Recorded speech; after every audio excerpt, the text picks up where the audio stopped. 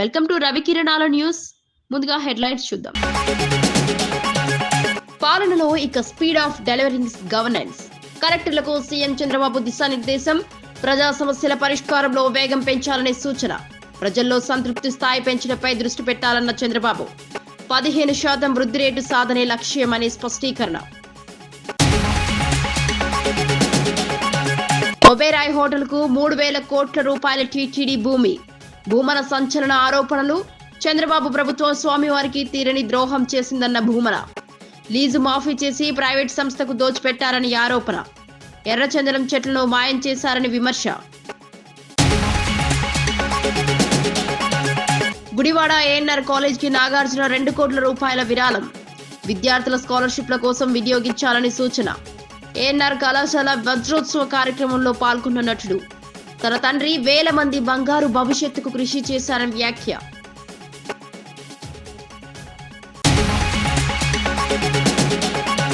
Parliament ఆవరణలో BJP రాజకీయాలకు వ్యతిరేకంగా ప్రతిపక్ష నిరసన. ఈడీ, సిబిఐలను ఆయుధాలుగా మార్చిన బీజేపీపై ఎంపీల ఆగ్రహం. నేషనల్ హెరాల్డ్ కేసులో ఆధారాలు లేవని కోర్టు స్పష్టం. కోర్టు పిటిషన్ కొట్టివేతే బీజేపీ కుట్రకు నిదర్శనమన్న చామల.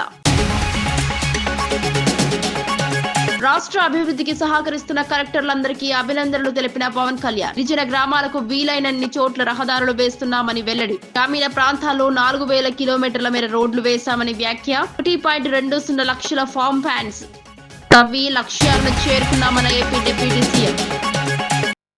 గ్రామీణ స్థాయిలో పాలనా సామర్థ్యాలు మరింత బలోపేతం కావాలని ఉప ముఖ్యమంత్రి పవన్ కళ్యాణ్ స్పష్టం చేశారు. గిరిజన గ్రామాలకు ప్రాధాన్యతనిస్తూ వీలైనన్ని చోట్ల రహదారులు వేస్తున్నామని తెలిపారు. గ్రామాలకు విద్యుత్ సరఫరా, మౌలిక సదుపాయాల కల్పన కూటమి ప్రభుత్వ ప్రధాన లక్ష్యమన్నారు. మారుమూల గిరిజన గ్రామాల అభివృద్ధిపై జిల్లా కలెక్టర్లు నేరుగా పర్యవేక్షించాలని అధికారులకు సూచించారు. పాలనా ప్రజలకు మరింత చేరువ కావాలంటే గ్రామ స్థాయిలోనే బలమైన వ్యవస్థ ఉండాలని పవన్ పేర్కొన్నారు. గ్రామీణ ప్రాంతాల్లో సమగ్ర అభివృద్ధి సాధించడమే ప్రభుత్వ ధ్యేయమని స్పష్టం చేశారు. 25-26 so far, Narega has provided employment to 41.12 lakh households, generating 15.95 crore person days, reflecting the scale and impact of your efforts.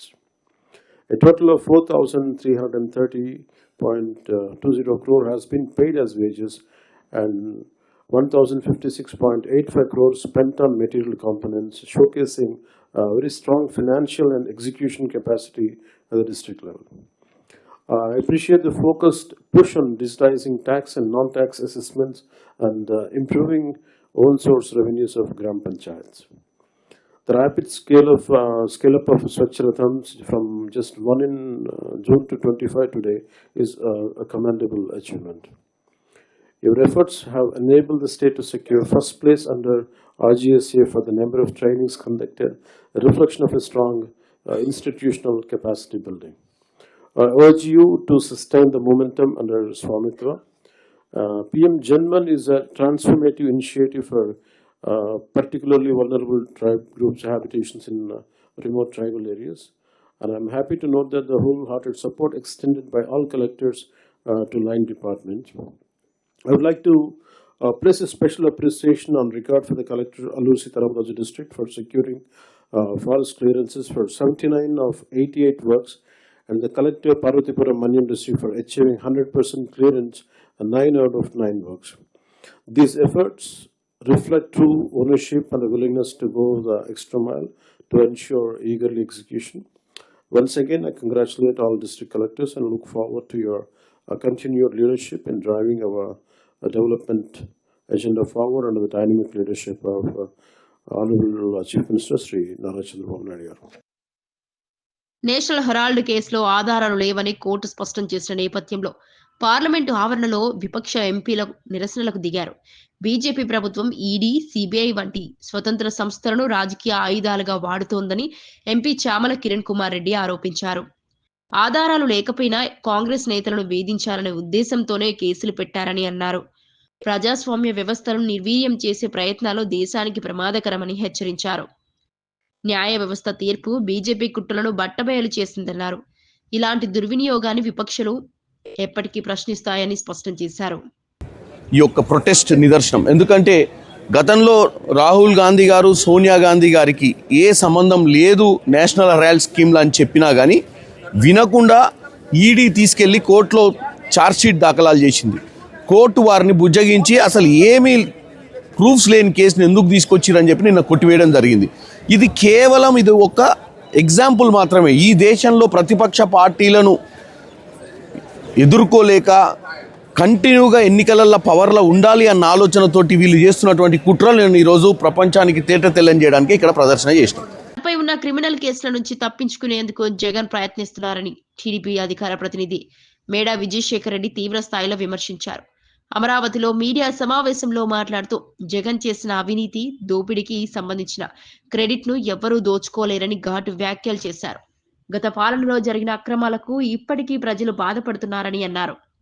కేసులు ఎదుర్కొనే ధైర్యం లేకపోవడంతో బాధితుడినని చిత్రీకరించుకునే ప్రయత్నం చేస్తున్నారని విమర్శించారు. చట్టం తన పని తాను చేస్తోందని, నేరం చేసిన వారు తప్పించుకోలేరని స్పష్టం చేశారు. ప్రజలను మభ్యపెట్టే రాజకీయాలు ఇక సాగవన్నారు. అట్లాగే వ్యవస్థలను భ్రష్టుపట్టించావు, అది నీ క్రెడిట్. అట్లాగే అవినీతికి ఆలవాలంగా చేసావు ఈ రాష్ట్రాన్ని. నీవు నీ సామంతరాజులు పేరు చెప్పమంటారా? పెద్దిరెడ్డి మిథున్ రెడ్డి, సకల శాఖ మంత్రి సజ్జల రామకృష్ణారెడ్డి, విజయసాయి రెడ్డి, వైవి సుబ్బారెడ్డిని పెట్టుకొని పూర్తిగా ఈ రాష్ట్రంలో లక్షల కోట్ల అవినీతికి పాల్పడ్డావు. దాన్ని లూటీ క్రెడిట్ అంటారు. కాబట్టి నీది క్రిమినల్ క్రెడిట్, నీది లూటీ క్రెడిట్. ఈ రెండింటిని చోరీ చేయగల పరిస్థితుల్లో ఎవ్వరూ ఉండరు. మాకు ఆ కర్మ పట్టలా. నారా చంద్రబాబు నాయుడు గారు సుపరిపాలనకు, అభివృద్ధికి, ఉద్యోగాల కల్పనకు పెట్టింది పేరు. ఆయనకు ఎవరి క్రెడిట్ని చోరీ చేయాల్సిన అవసరం లేదు. ఆ పరిస్థితే రాదు. ఒక్కసారి ఈ ఉద్యోగ కల్పన విషయానికి వస్తే పోలీసు నియామకాలు నిన్న ఒక్కరోజే 6014 కానిస్టేబుల్ను నిన్న పోలీసులుగా నియమించారు. చంద్రబాబు నాయుడు గారి గత 14 ఏళ్ల పరిపాలనలో మీరు ఒక్కసారి చూస్తే 1999 2004 మధ్య 8198 కానిస్టేబుల్ ఉద్యోగాలు ఇచ్చారు. అట్లాగే 2014 నుంచి 19 మధ్య 9500 పైచిలుకు ఉద్యోగాలు పోలీసు నియామకాలు జరిగాయి. అట్లాగే నిన్న 2025-26లో 6000 పోలీసు ఉద్యోగాలు జరిగినాయి. మొత్తం కలుపుకుంటే 23,600 ఉద్యోగాలు పైబడి ఒక్క నారా చంద్రబాబు నాయుడు గారి సారథ్యంలోని ప్రభుత్వాల్లోనే. పరామర్శ పేరుతో మాజీ సీఎం జగన్ రాజకీయ బల ప్రదర్శనకు దిగుతున్నారని AP building advisory committee chairman Gottimukkala Raghuramaraju తీవ్ర విమర్శలు చేశారు. అమరావతిలో జరిగిన మీడియా సమావేశంలో మాట్లాడుతూ బాధితులను పరామర్శించడమే లక్ష్యమైతే హడావుడి జన సమీకరణ ఎందుకని ప్రశ్నించారు. జగన్ ప్రతిఘటనను రాజకీయ లబ్ధికి వాడుకుంటున్నారని ఆరోపించారు. పరామర్శకు వెళ్లడం ఒక మానవీయ చర్య అయితే దానిని శక్తి ప్రదర్శనగా మార్చడం సరికాదన్నారు. ప్రభుత్వాన్ని ఇబ్బంది పెట్టాలనే ఉద్దేశంతోనే ఇలాంటి డ్రామాలు చేస్తున్నారని మండిపడ్డారు.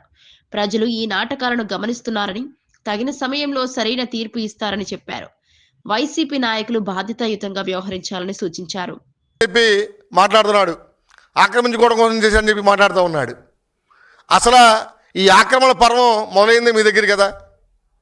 నువ్వు ఇవాళ బాధితుల పక్షాన్ని మాట్లాడుతూ ఉన్నావు. తాడేపల్లిలో 10 ఎకరాల సువిశాలమైన స్థలంలో ఒక ప్యాలెస్ కట్టుకొని దాని చుట్టుపక్కల పేదవాళ్ళు ఉండకూడదు అని చెప్పి ఎన్నో సంవత్సరాల నుండి గుడిసేసుకున్నటువంటి వాళ్ళని తొలగించింది నువ్వు కాదా? నువ్వా ఈరోజు కూర్చున్న గురించి మాట్లాడుతూ ఉన్నావు. నీకు అర్హత ఉందా అని చెప్పి సందర్భంగా జగన్ రెడ్డిని అడుగుతూ ఉన్నా. ప్రతిదానికి కూడా అధికారంలో కోల్పోయి 18 మాసాలు కావస్తుంది. నువ్వు పట్టుమని 10 రోజులు ఎప్పుడైనా సరే విజయవాడలో ఉన్నావా? నీ తాడేపల్లి కొంపలో ఉన్నావా? ఎప్పుడు చూడు బెంగళూరు ప్యాలెస్లో ఉంటుంది తప్ప, పారిపోయి ఇక్కడి నుంచి ప్యాలెస్లో ఉంటుంది తప్ప విజయవాడలో ఎప్పుడున్నావు? నువ్వు ఉన్నాను అనిపించుకోవడం కోసం నెలకోసారి బలవసం చేస్తే ప్రజలు నమ్మే పరిస్థితి లేదు. ఇవాళ ఎల్లంపల్లి కాగితాలు ఇవ్వడం, ఆ కాగితాలు చూసి అని చెప్పి నువ్వు మాట్లాడతాం. అది తప్పితే నిజంగా బాధితుల పక్షాన్ని ఉండాలనుకుంటే ఎందుకని నువ్వు అధికారంలో ఉన్నప్పుడు ఆ సొసైటీతో మాట్లాడి ఆ సమస్య పరిష్కరించలా? మా ప్రభుత్వం ఆ బాధితుల పక్షాన్ని నిలబడి వాళ్ళతో మాట్లాడి మీ అందరికి కూడా ప్లాట్లు ఇస్తామని చెప్పి అంగన్వాడీ కేంద్రాలకు 5G స్మార్ట్ ఫోన్లను అందించడం సీఎం ముందు చూపుకు నిదర్శనమన్నారు. కోవూరులో ఐసీడీఎస్ కార్యాలయంలో ఫోన్లను అందజేశారు. టెక్నాలజీతో అంగన్వాడీ సిబ్బంది పనులు సులభతరం అవుతాయని చెప్పారు. గతంలో సమస్యలతో అంగన్వాడీల రోడ్లెక్కారని, ప్రస్తుతం వారి సమస్యలు పరిష్కరించి జీతాలు పెంచామని తెలిపారు. మహిళల కోసం చంద్రబాబు, లోకేష్ అనేక సంక్షేమ పథకాలు అమలు చేశారని పేర్కొన్నారు. ఈ కార్యక్రమంలో ప్రభుత్వ అధికారులు పాల్గొన్నారు. ఇచ్చినప్పుడు మీరు అందరూ వచ్చారు. ప్రతి ప్రోగ్రాంలో, గవర్నమెంట్ ప్రోగ్రాంలో మీరు అప్పుడప్పుడు నాకు కనిపిస్తూనే ఉంటారు. ఇటువంటివి మనము ఎన్నో చేసుకున్నాం. అన్నదాత సుఖీభావ అయితేనేమి, మన స్త్రీ శక్తి, ముఖ్యంగా ఫ్రీ బస్ మీకు అందరికీ అది ఎంతో ఉపయోగపడుతుందని కూడా నేను అనుకుంటున్నాను. ఒక దగ్గర నుంచి ఇంకో దగ్గరికి రావడానికి మనం ఏవైతే సూపర్ 6 పథకాలు చెప్పామో అవన్నీ కూడా అమలు చేస్తూ ఇలాగా ఈరోజు అంగన్వాడీ కార్యకర్తలకి ఈ టైంలో ఈ ఫోన్లు అవసరము, ఇవి ఉంటే వాళ్ళు ఇంకా పనిచేయగలరు అని చెప్పి ఈరోజు ఈ కార్యక్రమం పెట్టుకున్నాం. అలాగే స్కూల్స్ రీస్ట్రక్చర్ చేసి స్కూల్స్ అన్ని బాగా చేసి ఎంతోమంది ఇక్కడున్న అంగన్వాడీ వర్కర్లు నేను మీ గ్రామాలకు వచ్చినప్పుడు కానీ, మీ వార్డులకు వచ్చినప్పుడు కానీ, అమ్మ మాకు బిల్డింగ్స్ లేవు, కొత్త బిల్డింగ్స్ కావాలి అని చెప్పి ప్రపోజల్స్ పెట్టున్నారు. అవి కూడా అన్ని ప్రభుత్వం దృష్టికి తీసుకుపోయి ఉన్నాం. తప్పకుండా అవి కూడా చేస్తాం.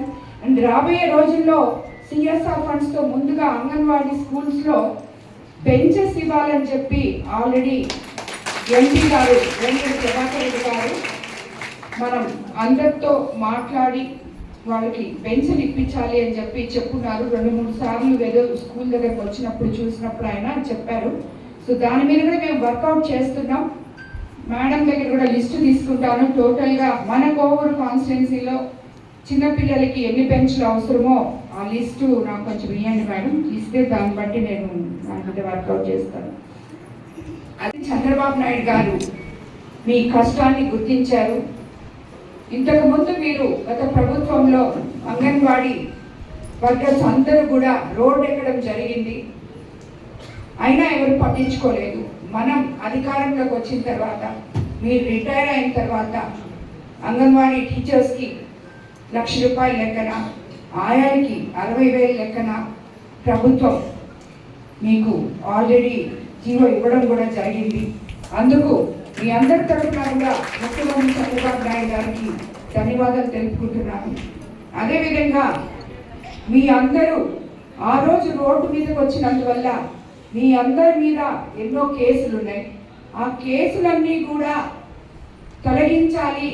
వాళ్ళు లేకపోతే మారుమూల ప్రాంతాల్లో ఉన్న ప్రతి ఒక్క గర్భిణీ స్త్రీ కానీ, చిన్న బిడ్డ కానీ ఎంతో అవస్థ పడతారు అని చెప్పి నేను అసెంబ్లీలో కూడా మీ గురించి ఆ కేసును తొలగించాలి. ప్రజా సమస్యలకు చక్కటి పరిష్కార మార్గాలు అన్వేషించాలని, అధికారులంతా ప్రజల సలహాలు, సూచనలు స్వీకరించి ముందుకు వెళ్లాలని మంత్రి పయ్యావుల కేశవ్ సూచించారు.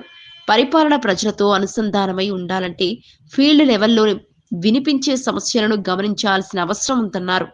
ప్రజల నమ్మకాన్ని నిలబెట్టుకోవడమే ప్రభుత్వ బాధ్యత అని స్పష్టం చేశారు. నిర్ణయాలు తీసుకునే ముందు ప్రజా అభిప్రాయాన్ని పరిగణలోకి తీసుకుంటే పాలన మరింత సమర్థవంతంగా మారుతుందన్నారు. అధికారులు కేవలం ఫైళ్లకే పరిమితం కాకుండా ప్రజల మధ్య ఉండాలని హితవు పలికారు. ప్రజా కేంద్రిత పాలన ద్వారానే అభివృద్ధి సాధ్యమని మంత్రి వ్యాఖ్యానించారు. Strengthening grievance redressal mechanism, ensuring quality and transparency in works, effective interdepartmental convergence, and achieving true last mile delivery. Highlight the successes, flag the constraints early, suggest practical solutions, data-backed presentations and clear action points with timelines will help us to take quick decisions at the government level. We are confident of translating policy intent into visible outcomes across every district. I once again welcome all of you and wish the conference a productive and outcome-oriented deliberations. ఇంటింటికి సంక్షేమం, సంపద సృష్టే ప్రభుత్వ ప్రధాన లక్ష్యమని revenue శాఖ మంత్రి అనగాని సత్యప్రసాద్ తెలిపారు. ప్రజల జీవన ప్రమాణాలు మెరుగుపడేలా విధానాలు రూపొందిస్తున్నామని చెప్పారు. సంక్షేమ పథకాలు కేవలం కాగితాలకే పరిమితం కాకుండా అర్హుల వరకు చేరేలా చర్యలు తీసుకుంటున్నామన్నారు. భూ సమస్యలు, రెవెన్యూ సంబంధిత ఇబ్బందులను సత్వరమే పరిష్కరించే దిశగా ప్రభుత్వం పనిచేస్తోందన్నారు. ప్రతి కుటుంబం ఆర్థికంగా బలోపేతం కావాలనే ఉద్దేశంతో విధాన నిర్ణయాలు జరుగుతున్నాయని స్పష్టం చేశారు.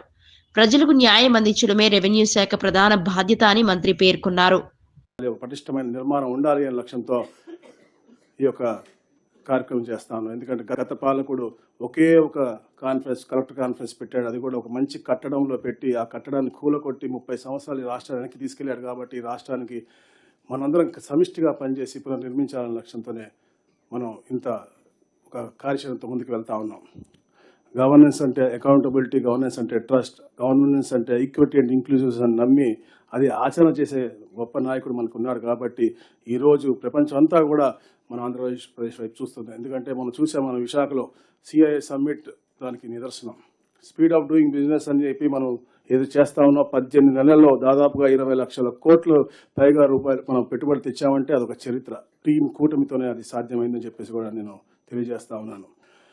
వన్ ఫ్యామిలీ వన్ ఆంటర్‌ప్రెన్యూర్, అలాగే పబ్లిక్ పీపుల్ ప్రైవేట్ పార్ట్నర్షిప్ అనేది P4 లాంటి కార్యక్రమాలు ఒక మిషన్ మోడ్లో మనం ముందుకు తీసుకెళ్తా ఉన్నాం. ప్రతి ఇంటికి సంక్షేమం, ప్రతి ఇంటికి సంపద. వివిధ శాఖల నుంచి కూడా మనకి ఎన్నో గ్రీవెన్స్ వస్తాయి. ముఖ్యంగా రెవెన్యూ, పోలీస్, మున్సిపల్ డిపార్ట్మెంట్స్ ఇవన్నీ వస్తూ ఉంటాయి. వీటిపైన కలెక్టర్లందరూ కూడా ప్రత్యేక శ్రద్ధ పెట్టాల్సిన అవసరం ఉంది. శీతాకాల విడిదిలో భాగంగా రాష్ట్రపతి ద్రౌపది ముర్ము హైదరాబాద్ కు చేరుకున్నారు. శనివారం ఉదయం హకీంపేట విమానాశ్రయానికి ప్రత్యేక విమానంలో వచ్చిన రాష్ట్రపతికి తెలంగాణ ప్రభుత్వం తరపున అధికారికంగా ఘన స్వాగతం పలికారు. విమానాశ్రయ ప్రాంగణంలో గవర్నర్ జిష్ణుదేవ్ వర్మ, ఉప ముఖ్యమంత్రి భట్టి విక్రమార్క, రాష్ట్ర మంత్రులు సీతక్క, శ్రీధర్ బాబు తదితరులు రాష్ట్రపతిని ఆత్మీయంగా స్వాగతించారు. రాష్ట్రపతి రాక సందర్భంగా హకీంపేట విమానాశ్రయం పరిసర ప్రాంతాల్లో భద్రతను కట్టుదిట్టం చేశారు. పోలీస్, భద్రతా బలగాలు విస్తృతంగా మోహరించి ముందస్తు చర్యలు చేపట్టారు.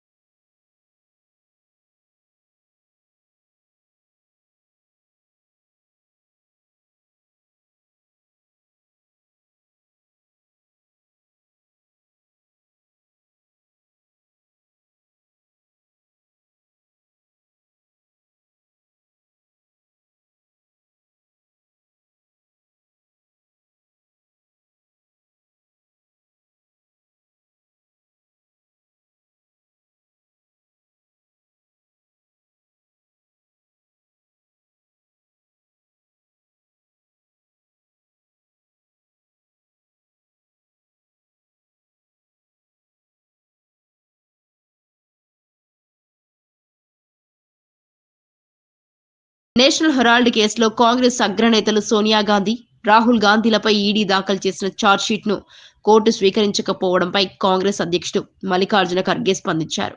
న్యాయమే గెలిచిందని ఆయన వ్యాఖ్యానించారు. సిబిఐ, ఈడీ వంటి సంస్థలను ఉపయోగించి కాంగ్రెస్ నాయకులను వేధిస్తున్నారని విమర్శించారు.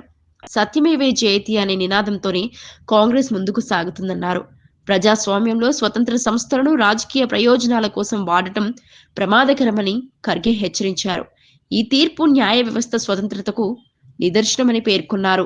फाइटर्स ने एक पेपर को एस्टैब्लिश किया कि आज़ादी दिलाने के लिए, लेकिन ये लोग आज मनी लैंडिंग, सीबीआई ऐसे एजेंसीज को उपयोग करके हमारे कांग्रेस नेताओं को बदनाम कर रहे हैं.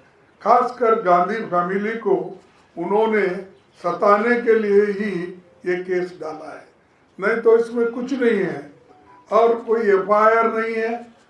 कोई प्राइवेट पर्सन एफआईआर डालता है, उसके ऊपर एक कार्रवाई करते हैं. और आज इस दृष्टि से कहा जाएगा कि जो चीज़ में कोई दम नहीं है उसमें दम भरने की कोशिश करके हर एक को हरासमेंट कर रहे हैं.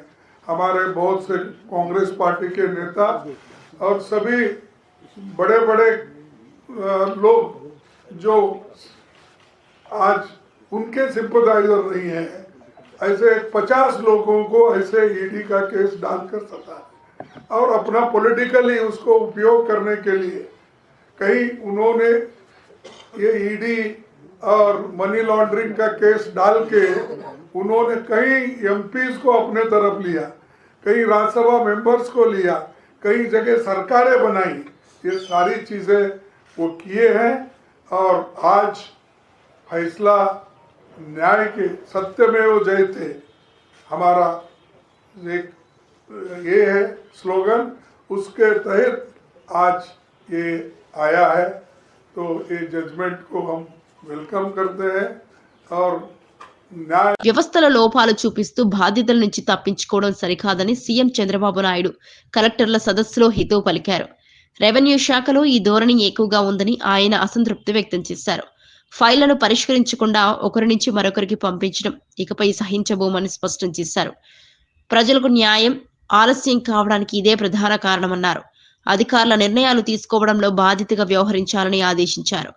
ప్రజా సమస్యలు వేగంగా పరిష్కరించడమే లక్ష్యమని సీఎం తెలిపారు. పనితీరులో మార్పు రావాల్సిన సమయం ఆసన్నమైందని ఆయన స్పష్టం చేశారు. ఎవరు ఏ విధంగా డిస్పోజ్ చేశారో అందరికి అకౌంటబిలిటీ ఫిక్స్ చేయాలి. స్కీమ్స్ అని డిఫాల్ట్ అయిపోయినాయి.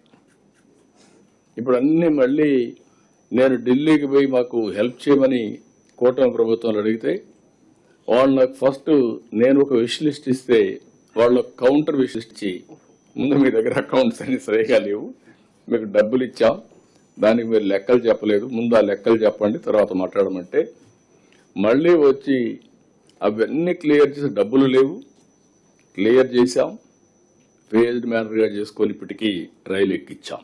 అయితే ఇక్కడ మీరు చేయాల్సింది సెంట్రల్లీ స్పాన్సర్ స్కీమ్స్ అని మ్యాక్సిమం ఉపయోగించుకోవాలి. ఒక్కొక్క స్కీమ్ ఒక్కొక్క వేరియేషన్ ఉంటుంది.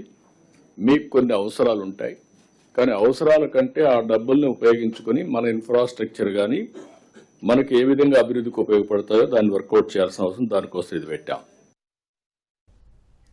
పీపీపీ ద్వారా మెరుగ్గా సేవలు అందుతాయని ముఖ్యమంత్రి చంద్రబాబు స్పష్టం చేశారు. పీపీపీ విధానంలో మెడికల్ కాలేజీలు నిర్మాణం చేపడుతున్నా అవి ప్రభుత్వ కళాశాలల పేరుతోనే నడుస్తాయన్నారు. సీట్లు కూడా పెరుగుతాయని చెప్పారు. 500 కోట్లతో రిషికొండ ప్యాలెస్ నిర్మించి డబ్బులు వృధా చేశారని, ఆ డబ్బుంటే 2 మెడికల్ కాలేజీలు నిర్మించేవాళ్లమని సీఎం తెలిపారు. తన తండ్రి అక్కినేని నాగేశ్వరరావు చదువుకోకపోయినా వేలాది మంది విద్యార్థుల జీవితాలకు వెలుగు నింపారని నాగార్జున అన్నారు. గుడివాడలో జరిగిన ఏఎన్ఆర్ కళాశాల వజ్రోత్సవ కార్యక్రమంలో పాల్గొన్న ఆయన ఈ వ్యాఖ్యలు చేశారు. 1959లో కళాశాల కోసం ఏఎన్ఆర్ విరాళం ఇచ్చిన విషయాన్ని గుర్తు చేశారు. విద్యార్థుల స్కాలర్షిప్ల కోసం కుటుంబం తరపున 2 కోట్ల రూపాయల విరాళం అందిస్తున్నట్లు ప్రకటించారు. అనేక ప్రముఖులు ఈ కళాశాల ద్వారా ఎదిగారని తెలిపారు. విద్య ద్వారా సమాజ మార్పు సాధ్యమని నాగార్జున పేర్కొన్నారు. మరి నమస్కారం.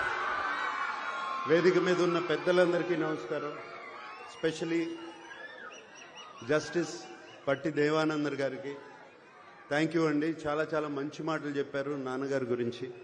Thank you very much. ఇవాళ చాలా ఎమోషనల్గా ఉంది నాకు. నాన్నగారు పుట్టి 100 సంవత్సరాలు అవుతుంది. అలాగే ఏఎన్ఆర్ కాలేజ్ స్టార్ట్ అయ్యి 75 ఇయర్స్, 75 సంవత్సరాలు అయింది. హైదరాబాద్లో అన్నపూర్ణ స్టూడియోస్ అయ్యి 50 ఇయర్స్ అవుతుంది. నాన్నగారు అక్కడ స్థాపించిన Annapurna college of film and media పెట్టి 10 సంవత్సరాలు అవుతుంది. ఇవన్నీ ఈ లెక్కలన్నీ కరెక్ట్గా కుదిరాయి.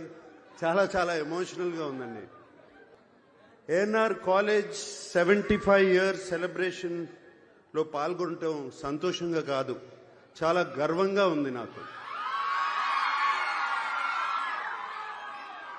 మనుషులు శాశ్వతం కాదు, వాళ్ళు చేసే పనులు శాశ్వతం. నాన్నగారు చేసిన మంచి పనే ఈ కాలేజ్, ఏఎన్ఆర్ కాలేజ్ ఒక ఎగ్జాంపుల్.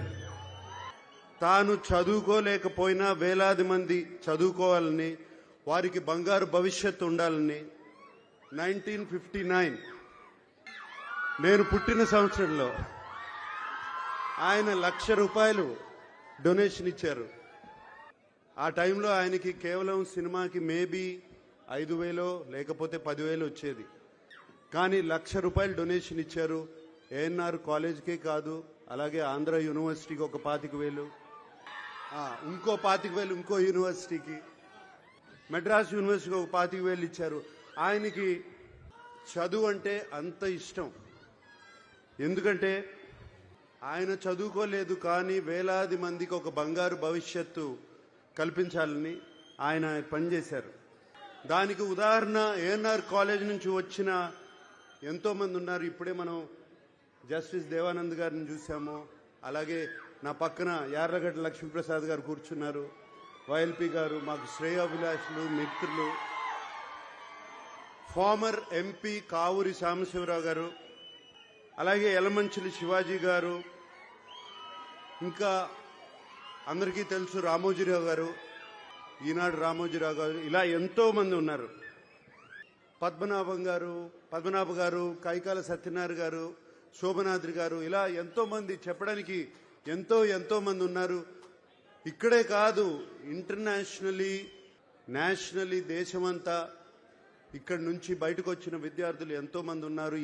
ఈ పేరుకి ఎంతో మంచి పేరు తెస్తున్నారు. ఇక్కడ నేను కోరుకునేది already ANR college management skill. పవిత్రమైన తిరుమల పరిసరాల్లో బేరాయి హోటల్ కోసం టీటీడీ భూమిని బదలాయించారని టీటీడీ మాజీ చైర్మన్ భూమన కరుణాకర్ రెడ్డి ఆరోపించారు. అలిపిరి సమీపంలోని 470 కోట్ల రూపాయల విలువైన భూమిని టూరిజం శాఖకు ఇచ్చారని విమర్శించారు. చంద్రబాబు పాలనలో టీటీడీ ఆస్తులకు తీవ్ర నష్టం జరుగుతోందన్నారు. గత పాలనపై ఆరోపణలు చేస్తూ కాలం గడుపుతున్న సీఎం ప్రస్తుతం జరుగుతున్న ఈ నిర్ణయాలపై సమాధానం చెప్పాలని డిమాండ్ చేశారు. భక్తుల ఆస్తులను ప్రైవేట్ లాభాల కోసం వినియోగించడం సరికాదన్నారు. ఈ అంశంపై సమగ్ర విచారణ జరగాలని కోరారు. నేను పుట్టానని చెప్పుకున్నటువంటి వ్యక్తి అలిపిరి నుంచి వెళ్లేటువంటి దారంతా కూడా అత్యంత పవిత్రమైనది అన్నటువంటి విషయం తెలిసి కూడా పెద్దలు అనేక మంది అభ్యంతరాలు వ్యక్తం చేసిన టూరిజం వాళ్ల ల్యాండ్ తీసుకొని దానికి బదులుగా టీటీడీ ల్యాండ్ను కట్టబెట్టడం ఆశ్చర్యం. ఒబెరాయ్ హోటల్ని తీవ్రంగా వ్యతిరేకించి టీటీడీ బోర్డులోనే వాళ్లు తీర్మానం చేసి ఆ సానువుల్ని కాపాడాలని, పవిత్రతను పరిరక్షిస్తాము అని చెప్పినటువంటి వాళ్ళు, టూరిజం వాళ్ళు ఒబెరాయ్ హోటల్కు కేటాయించినటువంటి దూరం కంటే అలిపిరికి అతి సమీపంలో అత్యంత విలువైనటువంటి స్థలాన్ని చంద్రబాబు నాయుడు గారు 11వ తారీఖున ఈ నెల కేబినెట్ మీటింగ్ లో ఆ బదలాయింపును ఆమోదింపజేసి 13వ తారీఖున జీవో కూడా ఇష్యూ చేశారు. పాత టూరిజం స్థలం ఏదైతే ఉన్నదో అది ఎకరా 90 లక్షల విలువ చేస్తుంది అని మార్కెట్ వాల్యూ రిజిస్ట్రేషన్ వాళ్ళ అఫీషియల్ గా చెప్తున్నటువంటి మాట. ఈ రోజున టూరిజం వాళ్లకు టీటీడీ ఇచ్చినటువంటి స్థలం గజం 49,000 రూపాయలు మార్కెట్ వాల్యూ, రిజిస్ట్రేషన్ వాల్యూ ప్రకారం. అంటే ఎకరా 4,800 గజాలు చొప్పున ఎకరాకి 26,52,00,000 రూపాయలు. అంటే 20 ఎకరాలు 460 కోట్ల రూపాయలు. టూరిజం దగ్గర నుంచి తీసుకున్నటువంటి ఆ ల్యాండ్ ఖరీదు ప్రభుత్వ లెక్కల ప్రకారము 18 కోట్లు. ఈ రోజు టీటీడీ స్థలాన్ని వార్తలు ముగించే ముందు ముఖ్యాంశాలు మరోసారి. పాలనలో ఇక స్పీడ్ ఆఫ్ డెలివరింగ్ గవర్నెన్స్. కలెక్టర్లకు సీఎం చంద్రబాబు దిశానిర్దేశం. ప్రజా సమస్యల పరిష్కారంలో వేగం పెంచాలనే సూచన. ప్రజల్లో సంతృప్తి స్థాయి పెంచడంపై దృష్టి పెట్టాలన్న చంద్రబాబు. 15% వృద్ధి రేటు సాధనే లక్ష్యమనే స్పష్టీకరణ. ఒబెరాయ్ హోటల్ కు 3,000 కోట్ల రూపాయల టీటీడీ భూమి. భూమన సంచలన ఆరోపణలు. చంద్రబాబు ప్రభుత్వం స్వామివారికి తీరని ద్రోహం చేసిందన్న భూమన. లీజు మాఫీ చేసి ప్రైవేట్ సంస్థకు దోచిపెట్టారని ఆరోపణ. ఎర్రచందనం చెట్లను మాయం చేశారని విమర్శ. గుడివాడ ఏఎన్ఆర్ కాలేజ్ కి నాగార్జున 2 కోట్ల రూపాయల విరాళం. విద్యార్థుల స్కాలర్షిప్ల కోసం వినియోగించాలని సూచన. ఏఎన్ఆర్ కళాశాల వజ్రోత్సవ కార్యక్రమంలో పాల్గొన్న నటుడు. తన తండ్రి వేల మంది బంగారు భవిష్యత్తుకు కృషి చేశారని వ్యాఖ్య.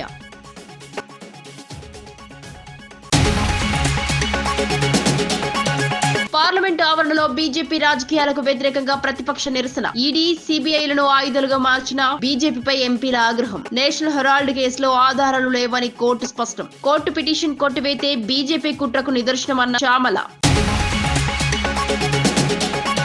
రాష్ట్ర అభివృద్ధికి సహకరిస్తున్న కలెక్టర్లందరికీ అభినందనలు తెలిపిన పవన్ కళ్యాణ్. గిరిజన గ్రామాలకు వీలైనన్ని చోట్ల రహదారులు వేస్తున్నామని వెల్లడి. గ్రామీణ ప్రాంతాల్లో 4,000 కిలోమీటర్ల మేర రోడ్లు వేశామని వ్యాఖ్య. 1.20 లక్షల ఫామ్ ఫ్యాన్స్. తవ్వి లక్ష్యాలను చేరుకున్నామన్న ఏపీ డిప్యూటీ సీఎం. ఇవి ఈనాటి వార్తా విశేషాలు. మరో బులెటిన్లో మళ్ళీ కలుద్దాం. నమస్కారం.